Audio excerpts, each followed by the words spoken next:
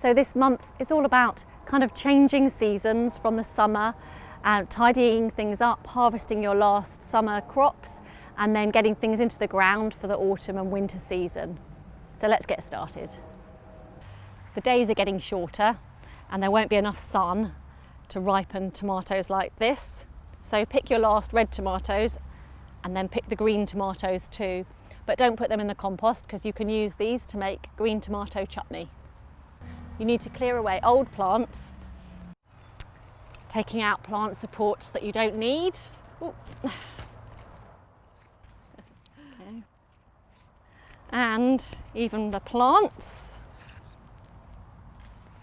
Okay. So you can make room for the new things you're going to plant for autumn and winter.